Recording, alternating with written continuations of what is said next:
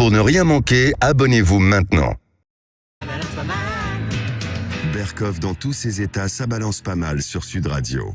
Donc, on va parler un tout petit peu d'autre chose, là. D'autre chose, vous savez, on avait reçu il y a quelques jours Mansour Kamardine, député RN de Mayotte, qui nous parlait un peu de la situation et qui nous annonçait l'opération Wambouchou à Mayotte, c'est-à-dire que Gérald Darmanin, le gouvernement, avait décidé donc de sévir, de faire une opération remigration avec ce qui se passe à Mayotte, avec ce qui se passe avec la migration des Comores, avec ce qui se passe à l'insécurité, il nous en avait parlé très longuement. Et puis là, c'est parti, mais, on a vu depuis hier que un juge des référés a refusé qu'on démantèle un bidonville uniquement rempli de Comoriens, et puis que les autorités comoriennes ont dit, écoutez, les Comoriens qui sont à Mayotte, eh bien, ils y restent, nous on les reprend pas. Ah bon, vous les reprenez pas, pourtant État indépendant? Non, on les reprend pas. Bonjour André Rouget. Bonjour et bonjour aux auditeurs. Alors, vous êtes député RN au Parlement européen et délégué national à tout l'outre-mer. Alors, je voudrais juste avant, vous le savez, mais je voudrais que vous écoutiez quand on a reçu Mansour Kamardine il y a 4 jours. On a eu une petite passe d'armes sur le grand remplacement. Écoutez. Et parce qu'on ne peut pas employer grand remplacement, vous savez, ça fait sulfureux. Mais c'est ça. Ça vous fait sulfureux, mais moi je l'ai dit. D'ailleurs, je l'ai dit avant, comment il s'appelle? Avant Renaud Camus? Non, quand même pas. Non, mais je l'ai dit avant, comment il s'appelle, votre ancien Zemmour. collègue, avant Zemmour. Ouais. Je l'ai dit. Ouais. Parce que c'est la vérité. Moi, je demande simplement, dans le vocabulaire que j'ai, qui est un vocabulaire très restreint, qu'on puisse me dire ce que ça veut dire quand l'INSEE me dit, sont arrivés à Mayotte de 2012 à 2017, 60 000 personnes, et que dans le même temps, 30 000 jeunes Mahorais ont quitté le territoire parce que les conditions ne le permettent pas, parce qu'ils ont peur, parce que si, parce que ça. Ah oui, parce que les Mahorais qui ont quitté le territoire. Ils fuient parce que la situation ne leur permet plus de rester. Alors André Rouget, qu'est-ce qui se passe vraiment? Parce que là, on a écouté, on parlait de l'opération qui a été lancée à grand renfort, effectivement, de communication, etc. Bien. Et puis là, d'un coup, on apprend qu'un juge, je ne vais pas le répéter, qu'est-ce qui se passe exactement? Vous êtes délégué national Outre-mer, vous suivez ces affaires depuis des années, vous étiez au RPR avant. Donc, qu'est-ce qui se passe, cette situation? Oui, effectivement. Il y a une opération Wambouchou dont le principe est un excellent principe, avec un triple objectif. 1. Expulser tous les squatteurs qui occupent illégalement des terrains publics ou privés. Deuxièmement, reconduire à la frontière 10% des 100 000 clandestins comoriens qui sont illégalement à Mayotte. Et 100 000 sur une population de 350 000, c'est ça? 100 000 sur une population de 350 000. Oui. Il y a à peu près la moitié de la population mahoraise qui est issue de l'immigration comorienne, et la moitié de cette population immigrée est en situation irrégulière. D'accord. Donc, et le troisième objectif, celui qui, à mon avis, a le plus de chances de réussite et raison pour laquelle il faut poursuivre cette opération, c'est de la restauration de l'autorité de l'État en débusquant les bandes armées qui sévissent par groupes de plusieurs centaines pour terroriser les Mahorais. Alors, sauf que, et j'ai eu l'occasion de le prédire, cette opération a été menée en dépit du bon sens et a fait preuve d'une impréparation totale. Impréparation diplomatique, impréparation juridique, impréparation juste législative. Et je pèse mes mots, Monsieur Darmanin, Madame Colonna, ministre des Affaires étrangères, et Monsieur Dupond-Moretti, garde des Sceaux, ministre de la Justice, sont des amateurs totalement incompétents. Alors, pourquoi diplomatiquement, pourquoi? Oui. Parce que si Mayotte s'est mis sous la protection de la France depuis 1841, que par 3 fois depuis 1976 et par voie référendaire, les Mahorais ont fait valoir qu'ils souhaitaient rester français, et que depuis 2003 est gravé dans le marbre de l'article 72.3 de notre Constitution que Mayotte est quasi irréversiblement français, eh bien le président Azali de l'Union des Comores ne veut pas l'entendre. Il considère que Mayotte est comorienne, qu'il multiplie les provocations.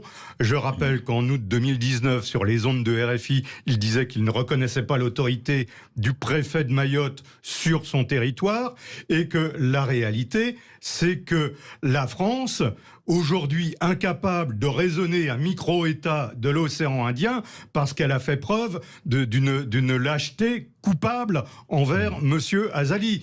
Il eût fallu, dès ces provocations, rappeler l'ambassadeur de France pour consultation, convoquer celui de Mayotte à Paris au Quai d'Orsay. De Mayotte des Comores, vous voulez dire? Celui des Comores, pardon. Oui. Celui des Comores au Quai d'Orsay. Et au lieu de ça, qu'a fait Emmanuel Macron?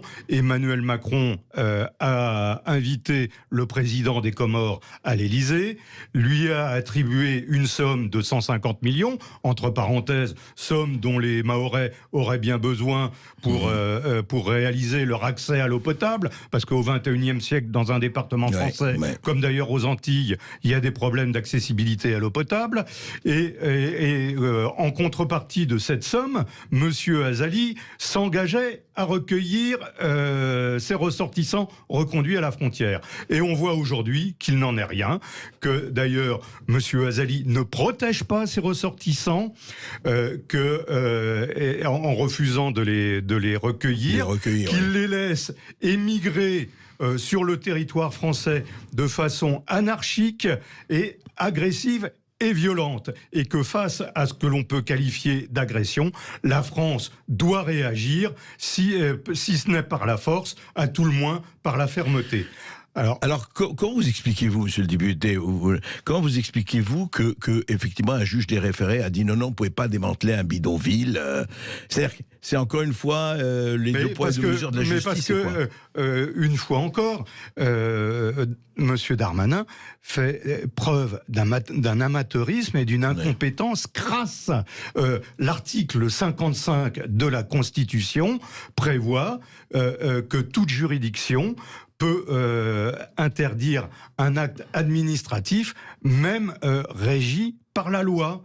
C'est ce qui se passe, et c'était prévisible, puisqu'il y a quelques semaines, et j'avais tiré la sonnette d'alarme, et mon collègue Audoul avait même posé une question au garde des Sceaux, ministre de la Justice à l'Assemblée, puisque le syndicat gauchiste de la magistrature avait sur place annoncé qu'il s'opposerait à cette opération. Donc voilà, c'était prévisible, ils n'en ont pas tenu compte.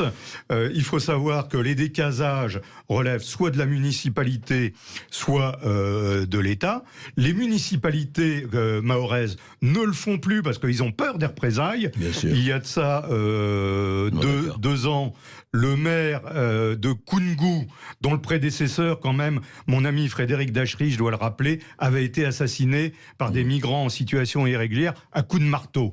Et le maire de Ouangani ont fait l'objet de représailles. Les locaux municipaux donc de Koungou ne peuvent pas intervenir, ont été incendiés, et le maire de Ouangani a vu ses véhicules personnels incendiés chez lui devant sa femme et ses enfants.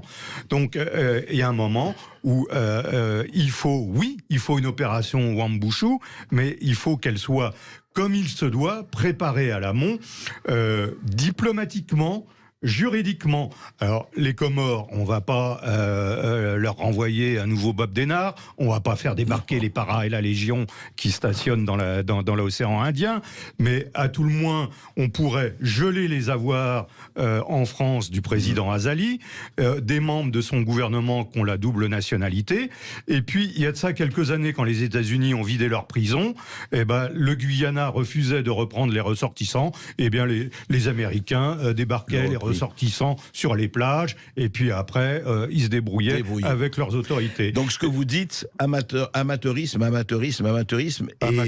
incompétence, c'est la signature de la Macronie, on le sait maintenant depuis 6 ans, on vient de le voir avec la réforme des retraites, enfin, et j'ajoute à ça que amateurisme, incompétence, et tout est dans la com. Parce que je pense que Monsieur Darmanin, qu'on n'entendait pas à Mayotte lorsque les maires faisaient l'objet de représailles, lorsque les gamins se faisaient assassiner à la sortie des lycées, lardés de coups de tournevis. Là, il est dans une opération qui pensait être une bonne opération de communication, parce que s'il n'y avait pas eu les conséquences de la réforme des retraites que nous connaissons, le calendrier parlementaire ferait que, en ce moment, à l'Assemblée nationale, aurait lieu le débat asile-immigration. Oui, c'est vrai, il n'a pas lieu. On va en tout cas, vraiment, Monsieur Rouget, on va en reparler avec vous et avec d'autres de façon plus prolongée, mais là, on voulait vous faire réagir à ce qui se passe en ce moment et à ce qui risque de se passer et qu'on ne soit pas ce miroir grossissant. Il faut faire très attention à ce qui se passe à Mayotte et que ce ne soit pas uniquement une opération de com'. Espérons-le. Merci. Merci à vous.